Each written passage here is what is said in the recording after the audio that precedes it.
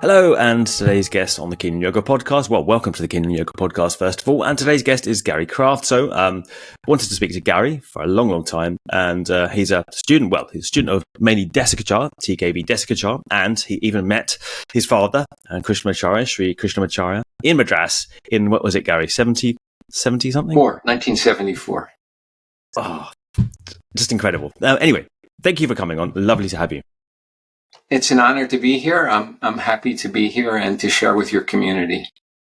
Right. Well, I do have some more technical questions. I've read a couple of Gary's books, and one of them, Yoga for Wellness, totally recommended. A very practical guide to the method that he's really promoted over these many years, Viniyoga, which is structured on TKV Desikachar's teaching. But nevertheless, before that, I really want to get into some older stories because Gary has been around. He was just talking pre-show about his contacts with Kraftsow and Desikachar, and I'm kind of very keen to know a little bit about your background, Gary, and how you started, and obviously the meeting with your teachers. Yeah, well, thank you. I like that you're keen on knowing and keen on yoga. I keep saying it's very cool. I was a student. I had gone to my first year in undergraduate school. After I finished high school, I went to the university. I went to a university in upstate New York called Colgate University. And I was a student of religion from sort of an intellectual, experiential perspective, not in terms of belonging to a particular tradition, but understanding the teachings from the ancients about the nature of the human experience. And I took a course on Hinduism in the religious studies department, and there was a phys ed requirement, and so I took a class on karate, and it was just funny that it happened that way, and I really loved the Hinduism class, and in fact, I encountered Patanjali. So my first real contact with yoga was Patanjali in this course. So the next semester, I enrolled in the course on Buddhism. And then for the religious studies, for the phys ed requirement, I took a class on yoga. Now, this yoga class was taught by a woman named Mary Louise Skelton, who had been a student of Krishnamacharya for many years, had lived in India with her husband, who was an ethnomusicologist. So I encountered Patanjali in a Hinduism class. And then 6 months later, I took a class in the phys ed department, which was basically an asana practice class, but it was led by a woman who had lived in India and studied with Krishnamacharya. 6 months later, her husband, who was the chairman of the music department, was taking a study group of music students to India to study Carnatic music. And they invited me to come arrange coursework at Madras University. So I then went to Madras University and studied Shaivite Siddhanta, which is a South Indian Tantric tradition. But really, I went to meet Krishnamacharya, whom I met, and then, of course, became a student of his son, Desikachar. And that was in 1974. So I met them in 74, and I stayed there for 6 months, came home, finished college a couple of years later. Desikachar came for a study group. That became the text or the book, Religiousness in Yoga. That was from a study group that he led in a January program at Colgate. And then I graduated. I looked it up on the last podcast sorry to disrupt you. I looked it up because in the last podcast you mentioned that book, and I thought, wow, I'm going to get my hands on that book. And I think it's available on Amazon if you're looking, listeners. But I think it's about $100, or it's not cheap, but it is there. It's oddly expensive, but a much later student of Desikachar was a guy named from, I think, New Zealand, Mark Whitwell, who repackaged it as the Heart of Yoga. And the Heart of Yoga has the original text. It's more than that of Religiousness in Yoga as well. But after I graduated Colgate, that was in 1976, I returned to Madras. It was called Madras then, and lived there for 2 years and studied with Desikachar and interacted a little bit with Krishnamacharya. He died in 1987. So I was there from 76 to 70. Early 79. Then I came back and went to graduate school, studied Sanskrit at University of California. And I'm an ABD, all but dissertation. I got the master's, and I just got tired of the academic methodology. And I said I quit and went back to India and stayed another year and a half in 80, 81. And then back and forth to India, over the years until about 2001 or 2002 was the last time. Then I didn't go again until 2012. But I was about 4 years in Madras. It was called Madras when I lived there principally. Now it's Chennai, as I said.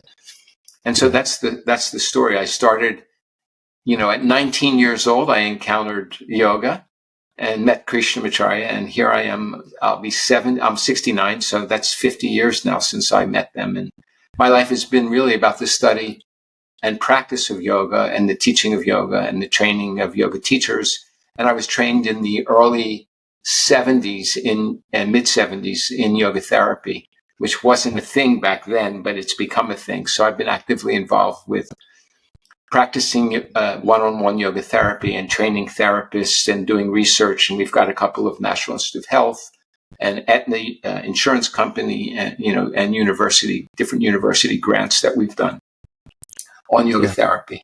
I don't really know where to start, to be honest. I mean, it's just incredible to meet someone who, has had access to these two great teachers. I mean, people are I wanted to ask you more technical questions on asana, because the book that I read on yoga, on yoga therapy is incredible, actually. And even from, someone who's ostensibly practiced Ashtanga for many years, some really sensible and reasonable, guidance, for whatever practice you do, whether it be Viniyoga or whatever you're doing, Vinyasa yoga with goats or anything. Extraordinary amount of intelligence in this system.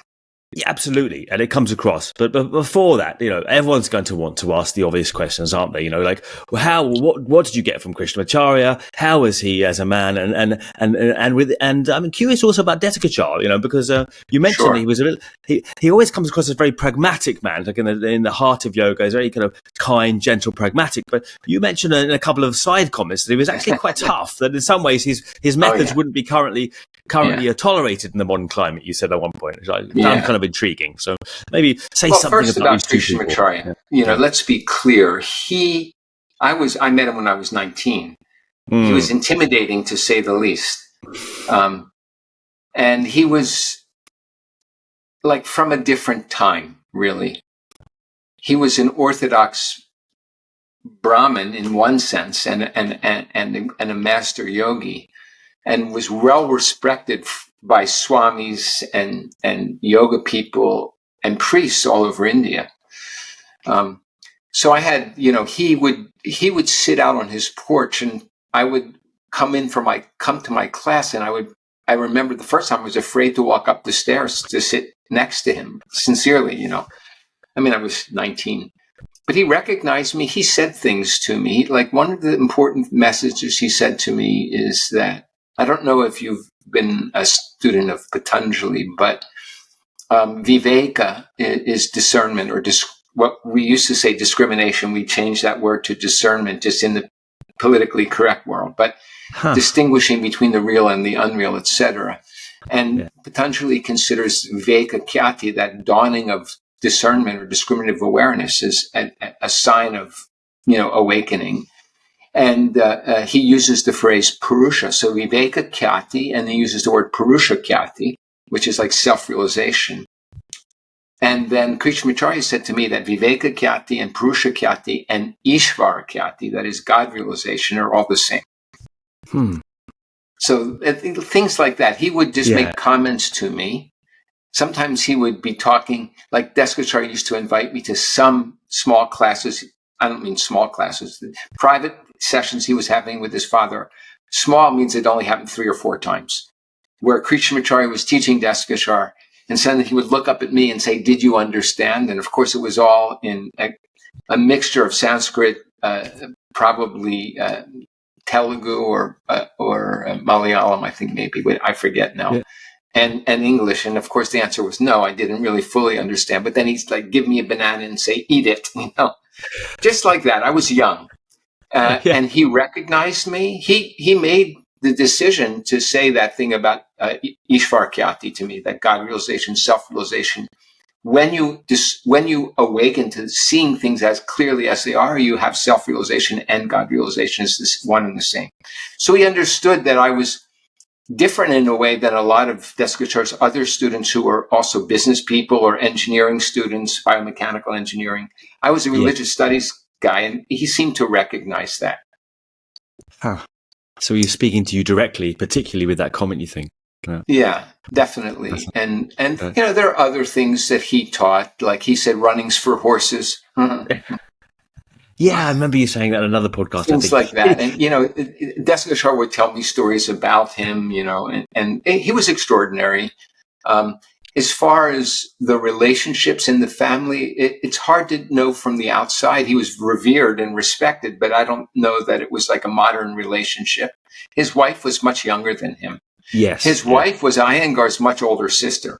Yeah. But she was much younger than Krishnamacharya. But I remember her. She died long before he did, actually, even though she was much younger. And I just remember feeling honored to be able. My classes were in the house where Krishnamacharya and his wife lived, and Desikachar was living there. That's just nuts. And Desikachar was. You asked about Desikachar. He was more or less or completely fluent in English, and I'm an American, so I speak American English, right? He was pretty fluent in American English, but he grew up, was raised by his father. So there are some cultural things that I as a young man, didn't know, that he basically was probably offended by things that I did, but was very kind about it because he just knew I didn't understand their culture. It took me some years to really learn how to, as a young American, to adapt to and understand, because he was so open and friendly. So it took me a while to understand. But he was raised by this very, Orthodox Brahmin. But his family, they wanted him to become educated in Western science, so he became an engineer. I think it was a construction engineer. But then when he was in his early 20s, right after he graduated, he ended up working for 1 year and then abandoned it and became a student of his father. He was a student of his father all his life, but he became a full-time yoga professional and took up his father's mantle. Did you see him as a capacity of a son? Was he also a son, or was it right? He was Desikachar's son. I mean, he was Krishnamacharya's son. Indeed. He's his middle son. He had 3 sons. Yeah. The relationship-wise, did you ever see him acting as a son, or was it very much like your father as a very kind of almost like a kind of Victorian father who was never really kind of parental in the normal sense that we now, in the modern sense of parental, more just kind of like, honestly, it would be hard for me to judge. Yeah, of course, he treated him with great reverence and respect. He called him father, but he was like his guru or teacher. But he was so close that I think it was probably mixed. Yeah. But I think that his father, I don't really know, because I was young but I think that his father was very strict, very orthodox in his own way of yoga and his Vishishtadvaitin Sampradaya, his lineage. Yeah. And he didn't compromise about that. And so, he related to Desikachar as a student and I'm sure as a son. I don't really know that. I can't really say. I had an opportunity to have a meal or two with the whole family. Wow. More often after he was gone with Desikachar and his wife and his kids. But a couple of times with the father. And I was in awe. I was young. Don't make sure you don't eat with your left hand. You'll be kicked out. Yeah. By then I had learned a little bit of protocol. Obviously you would have learned that pretty early on. What about Desikachar? He was your main teacher, obviously, and you had a strong and a long-lasting relationship with Desikachar. 30 years, I was kind of intrigued about, what kind of a teacher he was, because you did mention that he was still quite rigorous in some manners, and I always assumed, as I said before, he was a rather kind of soft and mild-mannered kind of guy. Yeah, I was very open and honest with him. I didn't hide anything. And he was very accepting of who I was, but also he could be very intense. He had a lot of fire. And when I was younger, I was assuming that if he was being intense with me, he was trying to teach me something. I know that some of his students left because they couldn't handle the heat. I have a Spanish friend who never left, but he used to say in his Spanish English, "caramella boom," to describe Desikachar. Caramel is a candy, and then boom is a whack. That's how he used to describe him, caramella boom. And, I was one of the early Western students. There are older guys that are some still alive, like François Laurent and Claude Maréchal, who were there. Over all these years, as we matured, we saw other aspects of Desikachar. But what I can say is that he was brilliant. He was like a genius. Like I became close with some of one other student of Krishnamacharya's, S. Ramaswamy, for a while. They were very different.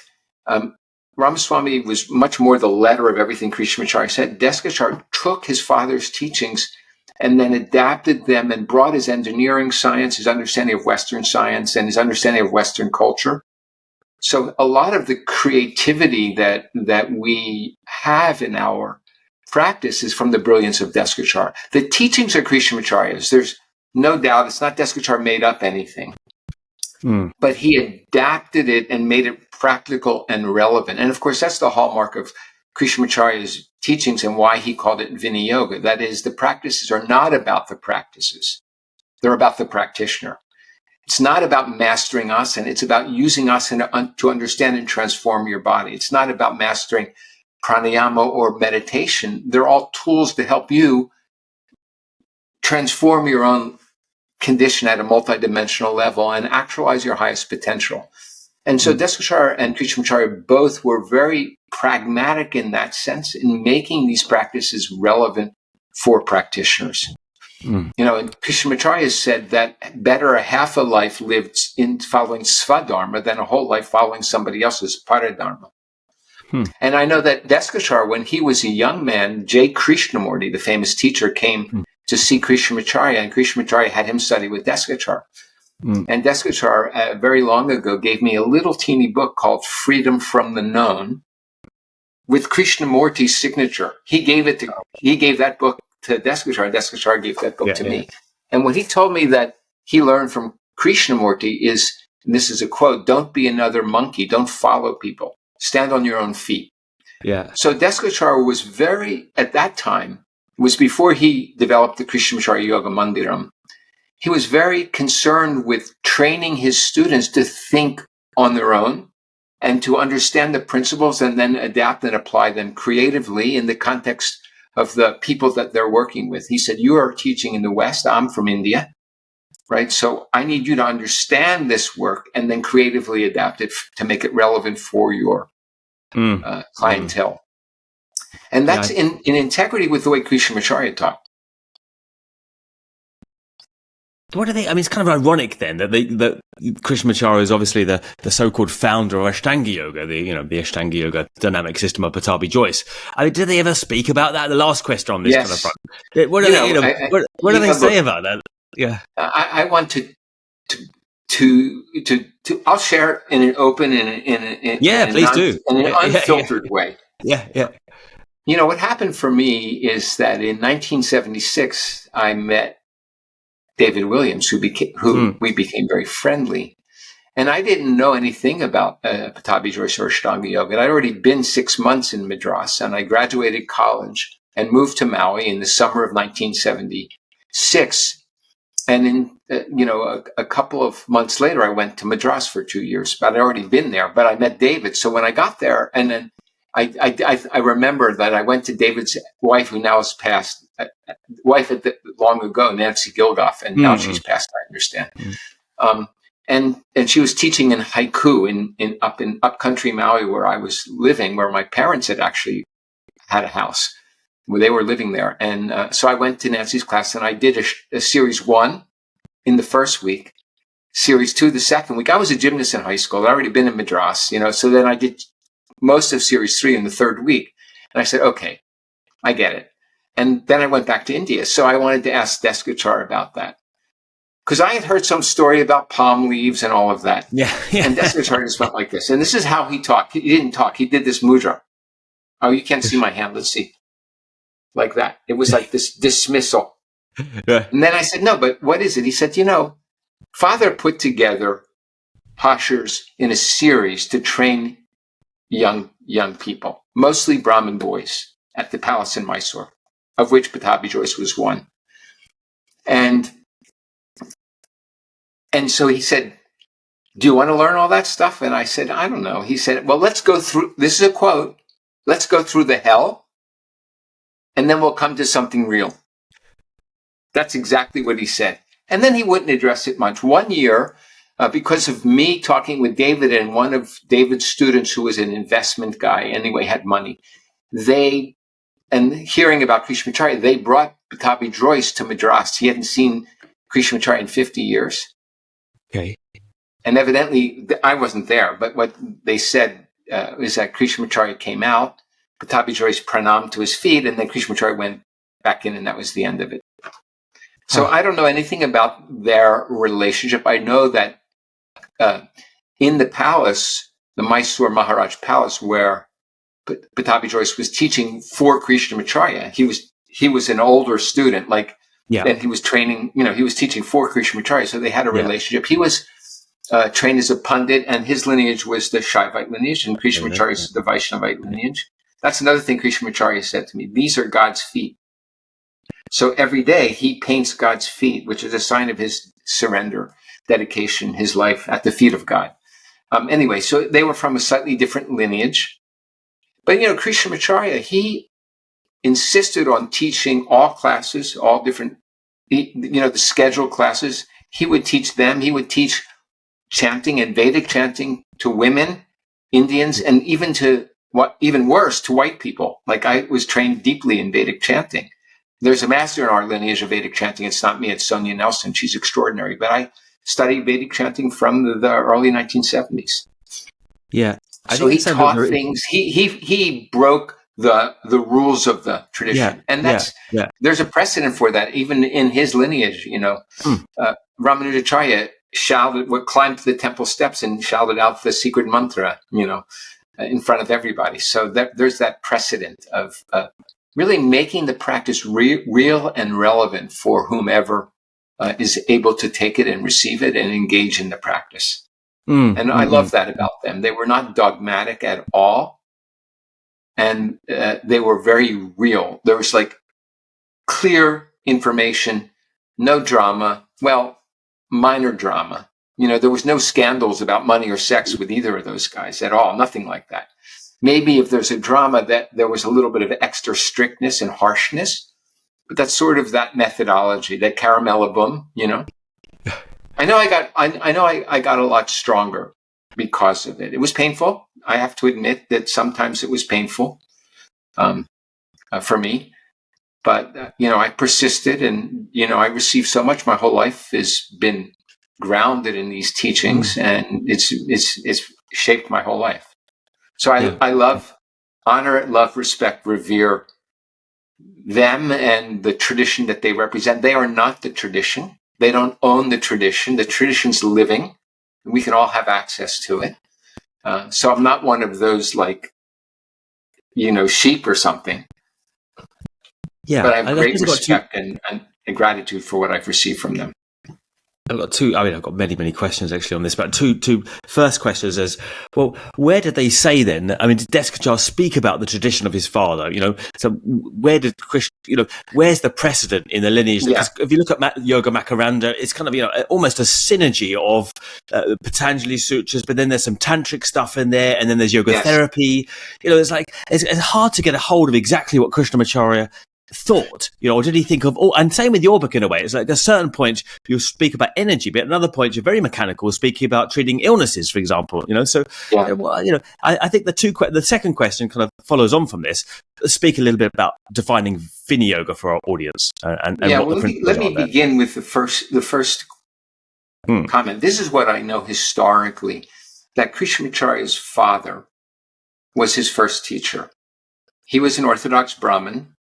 And, but he would wake Krishnamacharya up at 3 a.m. by pouring water in his ear. Some awful stories, right? by modern standards anyway. And so he was a student of his father, and he was in the Vishishtadvaitin lineage, and he was being kind of groomed to be the Parakala Swami, which is like the Shankaracharya in his Vishishtadvaitin lineage. And but then his father died when he was young. And so as a young man, he traveled from Mysore all the way up to Benares, and he met, and he ended up getting many degrees, like PhDs, like Pandit, many times over. And one of his great teachers was a sage, a great scholar of the time called Ganganathan Jha, who's an interesting, I have some of his books. And anyway, that's different. I can get distracted on that story. And then while he was there, he was already a yoga practitioner. And what they told me is that there was a British viceroy.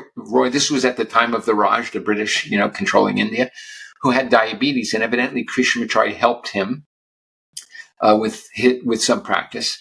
He was not only a yoga master, but he knew Ayurveda, he knew Jyotish, Vedic astrology. He knew a lot. He knew Buddhism. He knew a lot of things. In fact, he could even, they say, pick a racehorse, which is, if we get to it, that's another story I'll tell you.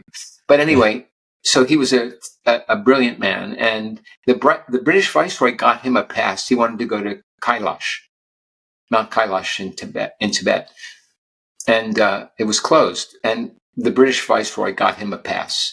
So he went up, and there he met who is said to be his guru, Ramana Mohan Brahmachari. Ramana Mohan Brahmachari was said to be, and I only know this hearsay, I'm just sharing what I learned. Ramana Mohan Brahmachari was said to be a South Indian yogi living in the cave up in around Mount Kailash, Oh, he's a South Indian yogi. At Manasarovar, the lake of the mind, the Manasarovar, which is in the base of Mount Kailash. So he lived for 7 years in that cave. And he had already learned the Viniyoga idea from his family lineage. And there's a whole story about the Yoga Rahasya. That's a different discussion. The text by Nathamuni, which is where the word Viniyoga is first used Patanjali uses it before that, but in the 3rd chapter, Tasya Bhumishu Viniyoga. But the Yoga Rahasya describes Viniyoga in the context of practice. So we already had that teaching, but then he lived in 7 years up in Tibet at 14,000 feet, right? So cold. And that's where he learned this idea of what I learned is that's where the jump throughs came from. That you guys use in Ashtanga. Yeah. That it came from Tibet. And so I think you're right that Krishnamacharya's teachings were a synthesis of his Vishishtadvaita Sampradaya, the lineage of his ancestors, which go back to Yamunacharya, and Nathamuni, and Ramanujacharya and Nathamuni, Yamunacharya. That's that Sampradaya, that the Vishishtadvaitin Sampradaya. And his family, Ishta, was Hayagriva. I don't know if you even know what I'm talking about. It's a different, I don't want to take time for that. The last part I don't know, but I know the lineage Sampradaya. It's an incarnation of Vishnu with like a horse. And he goes under the sea and recovers the Vedas. And there's whole stories about it. But then he learned things from his teacher in Tibet, his Indian yoga master in Tibet. And the master said to him, for Guru Dakshina, after 7 years in a cave, what was his payment is to go back into the world and have a family. Like he disappeared into the cave. It wasn't after he had a family, in the Vanaprastha stage of life. He did it before he became a householder. And his guru told him to go back into the world, have a family, and teach yoga. So that's what he did. And he went back down to Madras or Mysore, and then later, I think a famous British or Indian advocate lawyer suggested that he move from Mysore to Madras. And Desikachar was born in Mysore, but they moved to Madras, and that's where the rest is history. The story is very similar in the Ashtanga lineage, the Rama Mohan Brahmachari and this kind of thing, except the sage is generally speaking to in Gurkha language, which he's also fluent in. What do you think? Do you think that obviously that story must have been taught to you by or told to you by Desikachar? Correct. So yeah, correct. I don't know anything other than what he told me. Yes, exactly. Well, leaving that aside and the veracity of it, which is a whole other subject, would you like to explain a little bit about the Viniyoga elements now? Sure. Because we have this idea in Ashtanga about vinyasa. It's very important. Pattabhi later quotes a particular verse, "Oh, yogi, don't do yoga without vinyasa," right? But really, I mean, before Krishnamacharya, we don't see anyone doing any connective breath-centered movements. It seems in texts anyway. Yeah. So, well, first of all, they're two separate words. They're completely unrelated words. Okay, Viniyoga is the word yoga, right. the Sanskrit root yuj, which means to connect or to join, plus the verbal prefix vi, v. So vi and the verbal prefix ni, ni. So v plus ni plus yoga, that's Viniyoga. Vinyasa is the word nyasa. Nyasa means placement. Like nyasa, when you're doing meditation on a yantra, you're placing the meaning of the yantra. If you're doing Om Bhuhu, let's see if you can see me. Om Bhuhu Tatsat Viturvarenyam. Om Bhuvaha Bhargo Devasya Dhimahi Ogum Su. You can't see me. Ogum Suvaha Diyo Yona Prachodayate. Those are nyasas. And that nyasa, if you know anything about the Catholic Church, they go like this, and then like this, and then like that. That's a nyasa. So nyasa means place or placement. Vinyasa in asana vinyasa doesn't just mean asana order. It means the placement of things in a sequence. So vinyasa at the level of asana practice is the sequence with which you put things together. It doesn't mean flow. That's maybe a misunderstanding that maybe started in America, in Southern California. But of course, the Surya Namaskaram, which isn't about exercise, it's part of Hindu ritual, like worshiping the sun at sunrise, but that's a vinyasa in the sense of flow. And Ashtanga is a vinyasa. You're flowing from one posture to the next through this jump through process, which I learned it as the vinyasa for Paschimottanasana. That's the way they taught that to me. And then you go to the next posture, and then you go to the next posture, and you use that jump through. And the theory was you warm your body up through that. Krishnamacharya in his early years of teaching, when he taught Pattabhi Jois, this is what I was taught. I'm making no claim. I'm sharing what I was taught. It makes sense to me. So in that early couple of decades when Pattabhi Jois was trained, Krishnamacharya used those to warm, because he was teaching principally young Brahmin boys, not only boys, and not only Brahmin, but mostly that's where his students. So he was doing these jump throughs to develop heat. But then by paying attention, he realized the heat isn't enough to work with people. In fact, that's how I began my career. If you want to know a story that's true, and I don't mean it in any other way than just sharing the truth, I began my career as a yoga teacher on Maui, and my original students were refugees from Ashtanga yoga and from hula dancing who had joint injuries. Hula, that's because the way that they trained, just like Pattabhi Jois, the way that they trained in the halaus, training hula dance, it was a martial art. So they trained kids from a young age in the hula. And a lot of 30, 40, 50-year-old white women from America would come there and learn, and they would get hip, knee, sacrum, ankle injuries from the hula dancing, and the Ashtanga yogis who had shoulder problems, hip problems, knee problems. Those were my original clients. So what Krishnamacharya saw was that heat isn't enough to transform the body. And so he developed this whole science of adapting the form of the posture to access the body in a particular way. So the science of adaptation is so that you can transform your body, not so you can master the postures, but so that you can transform your body, as evidenced by your ability to master the postures. An ability to master a posture shows that you've transformed your body. That's not the goal. The goal is to have stability, free range of motion, muscular symmetry, and develop functional movement patterns. That's the anatomical goals of asana. There's more to it than that. Yeah. So that whole idea of Viniyoga is okay. The postures are not about the postures, they're about the practitioner. Viniyoga means to adapt the postures to suit the needs of the practitioner and then apply them appropriately. So differentiate the person you're working with, or differentiate your own body condition, adapt the postures and apply them appropriately. That's Viniyoga. That's the meaning of Viniyoga in the context of asana practice. And, we can use flows or not, but we always practice asana in a sequence. And that's the true sense of the word vinyasa. It means there's an order with which you place, nyasa place, the order with which you place the postures. And that should be intelligent and respect anatomical principles. That's what Desikachar brought. He brought all the biomechanics to it. Yeah. And he said, yeah, this is actually my father's teaching. Makes a lot of sense. And here's why. So to ask a silly question, did you ever do any of the jumping then? Did they ever teach you any of that? Oh, yeah, when I was a kid. You know what Desikachar said about Ashtanga? Kid stuff. And I was a young man when I went there, so I was able to do handstand. And I remember some of now senior people in Madras, they remember that I was older than them. They remember me showing them how to go from handstand into Urdhva Dhanurasana. I'd never done it before. Desikachar had me do it in front of all these little kids in India.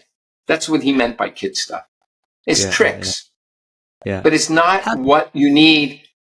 You know, for example, at my advanced age, right? You know, you don't need it. Once you're over 30, you want to protect your joints. The problem with Ashtanga for many people is it's about the postures and the sequence, and you end up getting joint injuries. And I told you, that's how I literally made my living. Honestly, I bought land and built a house on Maui from income earned from injured Ashtanga yogis, hula teachers, hula dancers, also ballet dancers and stuff. I used to get all these people that had injuries. And that's how I made my living. That's a good story. You should put that as a quote. I built a house on on the inches of Ashtanga yoga.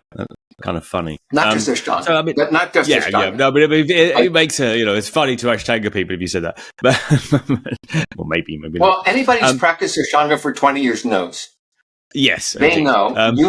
You know from your own experience. Some of it's great. You get strong, but you can reinforce dysfunctional movement patterns and create joint injuries. Yeah.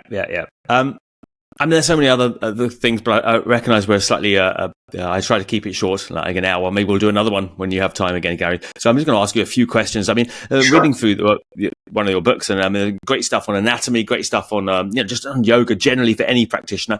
I mean, at one point you say, asana is a practice in the study of movement potential, not in the attainment of perfect form.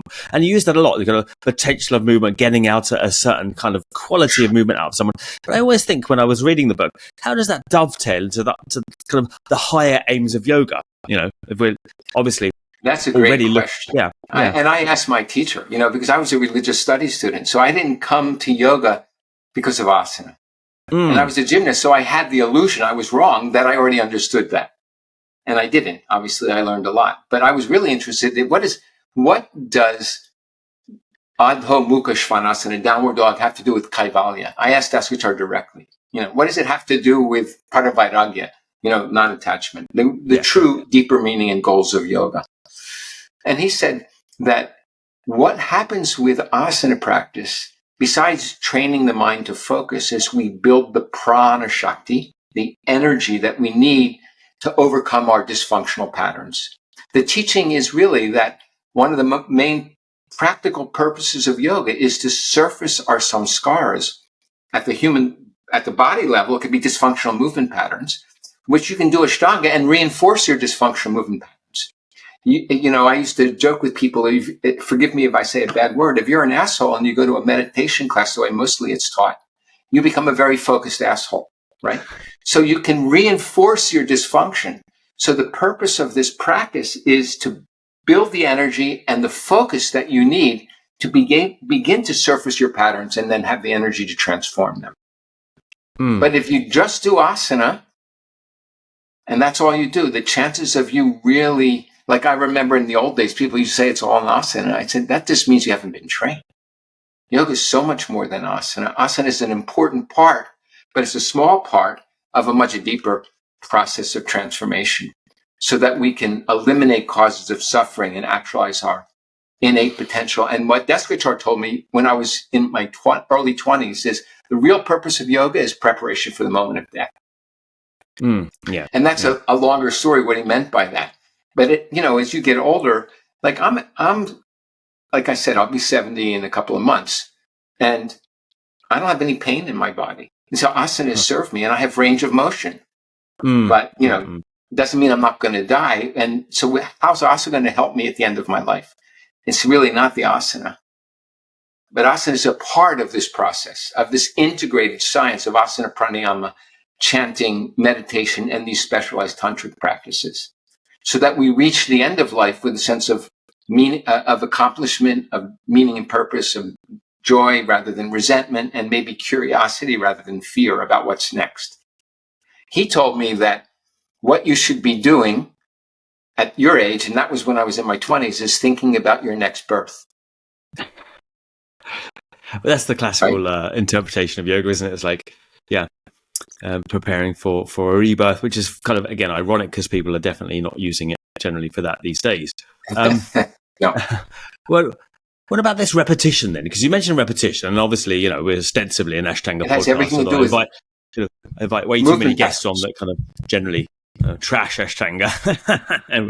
And you mentioned good things about repetition and also bad things. When you say repetition helps us recognize habitual movement patterns and to develop new ones. So when might you speak about the positive aspects of repetition and when maybe we should avoid doing, because obviously it can ingrain patterns as much as it can help us recognize patterns? Yeah, absolutely. So nobody really taught you and I formally how to walk. It was by imitation and repetition. If you hear my English and I listen to your English, we didn't grow up in the same place. I lived in Hawaii for 30 years, but somebody who's from the East Coast of the United States can tell that I grew up in Philadelphia. And that's from, so imitation and repetition is how we learn to speak, how we learn to walk. And so we have movement patterns, neuromuscular movement patterns that condition the way we move. And then less we're critically self-conscious of our movement patterns, all of our movement reinforces them. So you can do great Ashtanga yoga, but you can reinforce dysfunctional movement patterns or any kind of movement, dance or any kind of movement, any kind of physical activity. Your movements will follow pre-established patterns. So there's a great role in neuromuscular re-education. If you're moving consciously, you can transform a movement pattern. So repetition is good for transforming dysfunctional movement patterns if you bring your conscious awareness to it and change the way you're doing it. And if you don't, you're going to just reinforce the patterns. And then repetition has other benefits. So if I go bend forward, like stay a standing forward bend like Uttanasana, my erector spine and long muscles of my back are stretched. When I come back, they're contracted. Now we understand in exercise physiology what Krishnamacharya explained, pratikriya, that idea of moving in opposition. It creates, you alternate, contract a muscle and release it, and that's how the muscle gets looser. If you just stretch it, afterwards it'll get tighter, right? So if you just contract it, so you need that alternating stretching and contracting to recondition the muscle, to increase the flow of blood, to increase the flow of prana shakti, so that the muscle becomes healthy. We use the word resilient. You develop a healthy muscle. So it reconditions the muscles and it transforms the movement patterns. And that's the benefit of repetition. But you don't want to do too much of it because you can put stress to the joints, especially if you have structural asymmetry or if you have not transformed those movement patterns. So the big risk the most common risk in any physical activity is to the joints, to the ligament tissue. And so we want to understand joint protection. The asanas are tools to help us, create more structural stability, more resilience in the muscles, more symmetry and more alignment, all of those good things. And it's pratikriya, the posture, counter posture. That's right, isn't it? I always forget that one. Well, one thing I noticed when I read the Makaranda, I was looking at the Makaranda and the sequences at the back, they're very much based on posture, counter posture. And I think that's not something that is generally, there's traces of it there in the Ashtanga sequence, but it's not there to the degree that one might like, really, you can take more with kids have more resilience. You can have a 5-year-old running and fall on their face and get up and laugh and run some more. But if that happened to me, it would be not so funny, right? So the kids have more resilience and you can take more risks with them. And what Krishnamacharya was doing was helping them put together a lot of postures to help their bodies. It was called Shrishti Krama, to help their bodies grow in a balanced way. So this is Nathamuni's teaching, Shrishti Krama and Shakti Krama, to cultivate power. That was the age period for the Ashtangis. It was for the original idea of Ashtanga Yoga to support the balance, growth, and development of the body and to cultivate, that's Shrishti, and then to cultivate as much power, that's Shakti. And the method was Stiti, do it the way the teacher says. But for adults, it was first and foremost Rakshana Krama, that means protect the joints, protect the body, and then Sthiti krama, create stability. So for the kids, Shrishti Shakti. For the adults, Rakshana and Sthiti, protection and stability. And then for seniors, Adhyatmika, Laya, and Antya. Adhyatmika is self-realization. Laya or Antya means complete what needs to be completed, the end game. And then Alaya, getting ready to merge back with source. So this is Nathamuni's teachings about Viniyoga, that at sunrise stage of life, that was Ashtanga. A sunrise stage practice, midday stage of life, that's kind of Viniyoga. And then sunset stage of life, Viniyoga goes there as well. So at the first 30, say, years of life, more emphasis on asana. Krishnamacharya said, Nathamuni said, in the midday stage of life, it's more pranayama than asana. Because pranayama helps you regulate sympathetic, parasympathetic function and optimize physiological functioning. We use asana in the service of pranayama. And for senior sunset stage of life, more meditation prayer. Yeah. Classic traditional idea. Yeah. So Ashtanga is not meant to be a practice for a 6-year-old. This wasn't. That is patently clear from what you're saying. I mean, and it's fascinating stuff, and I'm pleased, I have to say, for good or for bad, I'm pleased you're saying it. Nevertheless, we look at Krishnamacharya as an older man, and, he's certainly doing something, whether he's lifting weights or doing asanas. He's in pretty good shape, let's put it that way. So he must be still doing asana, breaking his own rules and doing pretty heavy asana. Yeah, it's not that we don't do, I do a lot of asana. It's not that we don't do asana, but we use it in a different context. Yeah. Like an integrated practice. I can do asana like for my back or my neck, and go for a walk.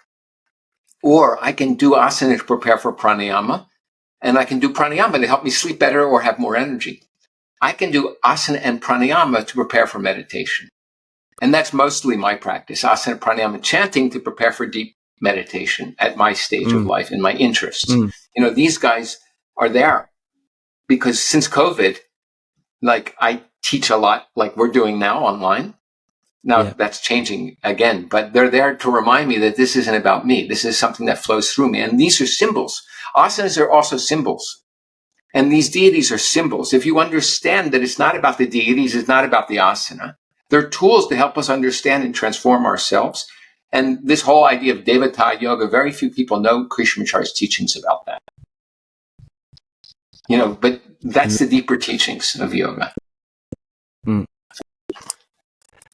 Just an abrupt change of course, I suppose, but I wanted to get back to a couple of practical things that I think will, help any listener in their practices. You talk of a great term. I think it's a fantastic. Maybe it's yours, maybe it's Desikachar's, because it's quite mechanical. Release valves. The idea of release valves in yoga, and I think that's a great way to say it, really, because there's a lot of people are stretching, and obviously they're stretching they're naturally stretchy, let's say, and as we're finding in yoga now, they're overstretching. Essentially, they're stretching into areas of instability, of hypermobility, and you talk about release valves as the compensatory mechanisms that occur when we can't stabilize a part of the body. Would you like to just elaborate briefly on this idea? Thank you for asking. That's a very important idea. It's not my idea. It came from Desikachar. Okay. That's an excellent term. We would call avoidance mechanisms. Maybe I think release valve is Desikachar's phrase. I would sometimes, release valve or avoidance mechanism.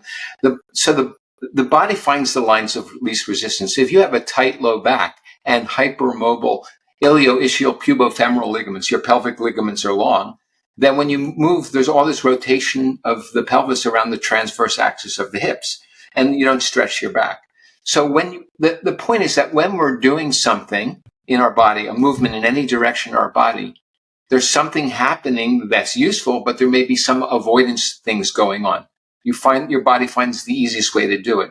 So people who are hypermobile, they need to block the range of motion in their joints in order to effectively stretch their muscles, right? People who have very tight muscles, you need to support the range of motion in their joints. So you can bend the knees or elevate the sit bones if they're sitting on the floor. That will help the pelvis rotate forward if their ligaments are shortened so they can effectively stretch their back. Whereas you're hypermobile, you need to bend the knees to block the forward rotation of the pelvis. So release valve is how the body avoids the functional benefit of an exercise by deferring it to an area that's more free. And that's the basic concept. And when you're watching, when we train teachers and therapists, we train them to read the body, to observe their students' bodies and what's actually happening in their bodies, to identify, are they, when they're doing a movement, are they actually getting a functional benefit? Or what are the release valves that they're avoiding that benefit through? And then how do we learn to block the release valve so they can actually get the functional benefit of the posture? Posture is not about its form. It's about its functional potential in the human body. And our bodies are different, so the way it should look for any individual might be different so that that functional benefit can be achieved. I mean, it's in a simple term, but not easy to understand, because I think usually when people get fixated, especially in forms that are visually based, like a Iyengar or Ashtanga, to do the shape in the correct or perfect manner, then obviously pushing into natural areas of flexibility in order to achieve the said shape is the obvious thing. And actually pushing into those areas of flexibility is the very release valve thing that you're talking about in the first place. Yeah. Krishnamacharya, what I heard is that like texts like Hatha Yoga, Pradipika, remember, yoga is an oral tradition. Originally was an oral tradition. So the later Hatha Yoga texts that put together more descriptions of asana, they were in they weren't sutras, but they were like shlokas. So they were very short, not complete grammatical sentences. So, head to knee, that's Paschimottanasana. But that doesn't mean you should put your head on your knee. It was an oral tradition. So that was a reference for the teachers, right? But then they would transmit to that individual student how to actualize Paschimottanasana for your own body, which may be different than the person next to you. And that's the way I was taught. It's a misunderstanding to think each asana has a correct form, and the role of the practitioner is to master the form of the posture. What Krishnamacharya said is, actually, don't contort. This is a rough quote. Don't contort your body to match the form of the posture. Adapt the form of the posture to suit the needs of your body. Adapt the form of posture to suit the needs of your body. And it's just a misunderstanding. And it's a misunderstanding. Here's another one from him. It's a misunderstanding to think that the role of a teacher is to teach the students to do the postures correctly. Just think about all the teacher training programs in the world. That's what they think their job is. Krishnamacharya said, no, misunderstanding. It's not the role of a teacher to teach the students to do the postures correctly. It's the role of the teachers to teach the student how to use the posture to understand the needs of their own body, and then how to adapt the posture so they can get that functional need met. It's not about the posture, it's about the practitioner. The teacher's job is to awaken in the practitioner an understanding of how to use the postures to effectively come to a deeper to deepen their understanding of their own body and effectively transform it. That's what postures are for. They're not about the postures. And this is Krishnamacharya, like that. This pure Krishnamacharya teaching. What about this quote then? It's through the breath that we can truly link the mind to the body.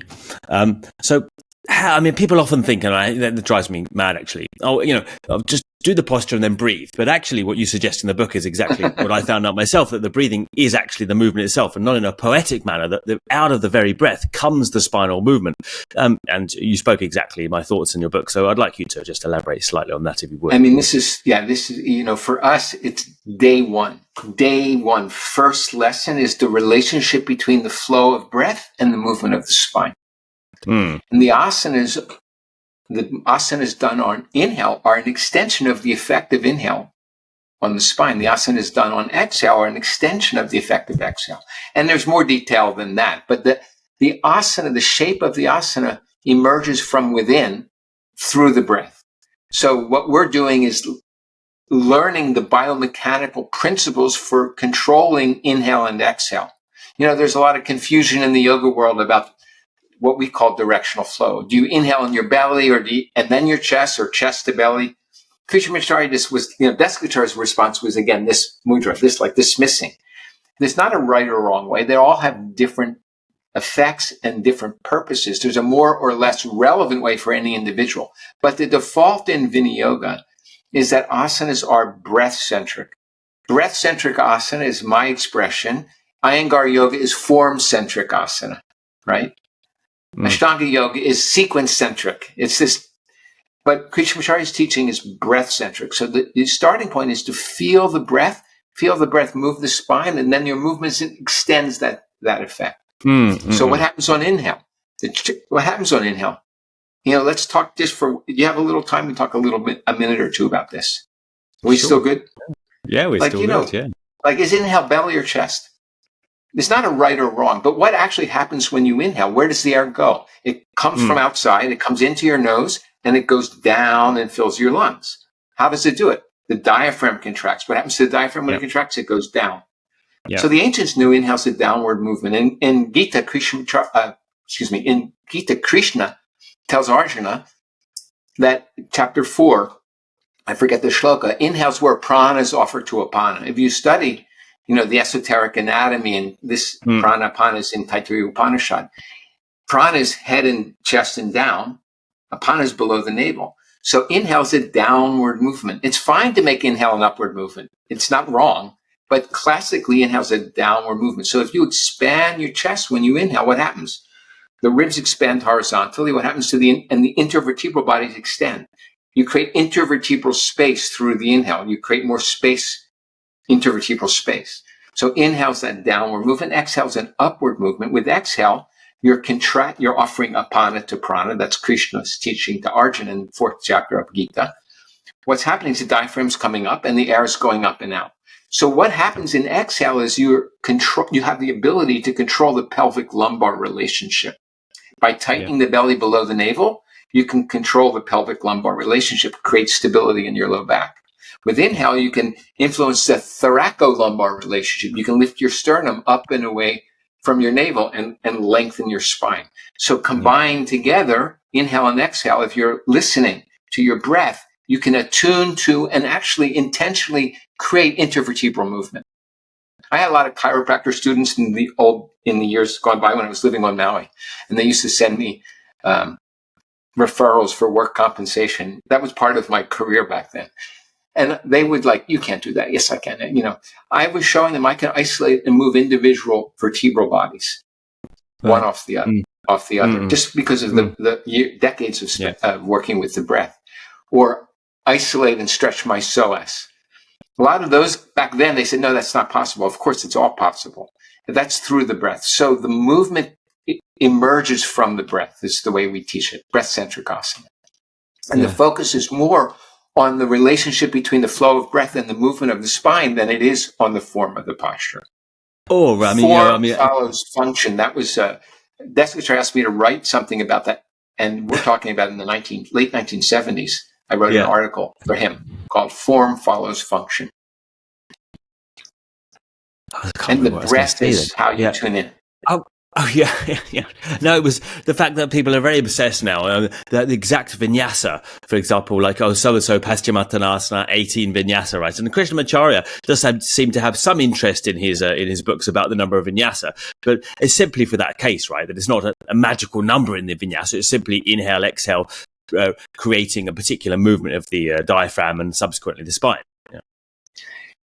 He was organizing postures together to make it efficient for young people to expand their vocabulary of postures and expand their own, promote balanced growth and development, that's Shrishti Krama, and build maximum power, Shakti Krama. But it wasn't just physical power, it was also discipline, obedience, even. That's Shikshana Krama, mental focus, memory, training memory. So there was much more even to training kids than asana. They would have them do asana while they're memorizing and chanting shlokas from the Bhagavad Gita. And then after the practice, they would sit and he would give teachings about the meaning. So it was an integrated science. It wasn't a separate thing. Where did he come up with the idea of Ashtanga yoga? I mean, so he could at Yoga Karunta, right? But he was very interested in the Patanjali's Ashtanga yoga, right? So, well, if you study Ashtanga yoga of Patanjali, it's yama, niyama, asana, pranayama, pratyahara, dharana, dhyanam, and samadhi. It's not asana. It's all of that. And so the context for practice is yama, niyama. And then asana prepares the breath for pranayama. Pranayama prepares the mind for meditation. Meditation prepares the heart for prayer. And that's the integrated science put together poetically. That's me, by the way. I've said that before, but that's the, asana, yama, niyama bring you into the right headspace. Because if you're an asshole and you do this practice, you can become a very focused asshole and become more proficient at your dysfunction. So yama, niyama creates the right relationship. Asana prepares the breath for pranayama. Pranayama, this is a simplification, obviously. Pranayama, the mind for meditation. meditation, the heart for prayer. And to me, that was the teaching that I received in Madras from this lineage. I mean, could probably always assume. My kind of unfocused musings then was assuming that those kids that he was training were also taught, the yoga philosophy as well. Because people say, "Oh, why do they only teach asana then? What is it that you have to know asana first?" Teach asana. Yeah, exactly. What I heard about Ashtanga yoga and Pattabhi Jois, I don't know if it's true. I've only met him. I had a couple of meals with Pattabhi Jois. I have a funny story with having a dinner with Pattabhi Jois on Maui. And I lived in India for a long time, so I could sort of speak kind of that broken Indian English. I said, "Sir, your students are telling all bandhas in all asana." And he yelled. He said, No. So many times I am telling, not like that. That's Pattabhi Jois. But what I heard, now I don't know if it's true, is that he never intended his teachings to be called Ashtanga Yoga. Ashtanga Yoga was the name of his school, his shala. Yeah. And it became called Ashtanga Yoga. But that series of asana is not Patanjali's Ashtanga Yoga. That's like self-realization fellowship meditation is Kriya Yoga. Kriya Yoga is not just their self-realization fellowship practice, nor is Ashtanga Yoga Pattabhi Jois' sequence. I think in the early days, the students just called it the yoga, actually. And then latterly, it was some called Ashtanga yoga. Yeah, perhaps. So, Gary, to keep people, I've got a whole other podcast with you, I reckon, at some later date when we can get you again. But to keep people wanting more, we'll stop it there for now. Any parting words? First of all, let's ask the obvious question: where can people find you? I mean, where can I find you? Obviously, Gary's got loads of books. Read the books; they're really bloody good, and really are. Where can we find you for other online? Well, our website is www.viniyoga Viniyoga.com, and I've produced hundreds of hours of audio, video courses on different topics that are that you can find and access to our website, and digital e-courses on asana unlocked, pranayama unlocked, meditation unlocked. I've been for the past 2 years going through every sutra of the Yoga Sutras with all the grammar, but different than just an academic translation, which is academically rigorous, but living meditations for each sutra. And that's a huge project. Right now, I've completed first, second, third chapter, and we're 1/3 of the way through the fourth chapter. So these are all available digitally online. And lots of yoga therapy stuff, yoga therapy for structural problems, physiological conditions, and emotional and mental health as well. So Viniyoga.com is a good access point. It seems like you've always had a strong work ethic. Let's put it that way. I'm busy. Yeah, no doubt. I was underemphasizing that. Certainly, I mean, loads and loads of stuff. Anything that we didn't cover that you'd like to just particularly stress on an end? I mean, I usually ask these silly questions about guilty pleasures. I think the important thing to say to people is that this practice is for you. It's about you. It's for you. And find a teacher or a teaching that you can relate to that helps you understand how to use these tools for yourself. Like you brush your teeth every day, that you want to take care of yourself regularly. Classes are fun. They're great. And they're educational and they're social, but that's not a substitute for your own personal work. And, we're in this life until it ends. And you want to find sustainable yoga that can take you all the way through the end so that you reach the end of life with a sense of contentment, fulfillment, not resentment and fear, right? And curiosity. Find a practice that helps you where you are and helps you set a direction for your own future. Because it's going to end quicker than we all want it to end. And we never know when, right? We never know when. So really, there's no time to waste, Anyway, I sincerely encourage people to really use this practice, not in a mechanical way, but for themselves. And then have fun. Fantastic. What an interview. What an interview. Oh, such a great interview. Thank you so much, Gary. We're going to put the links to Gary's website and etc. Other things that Gary might want to share in the show notes. So look at the show notes and you'll find everything there. It remains to be said, Gary, so thankful for you coming on and appreciate your time, and hopefully we'll do a part 2 at a later date when we can get Gary again. Thank you again, Gary. It's really an honor and a pleasure to meet you, and I'm really grateful for this opportunity. So thanks. I'll be happy to see you again, sir. All the best to you and everyone.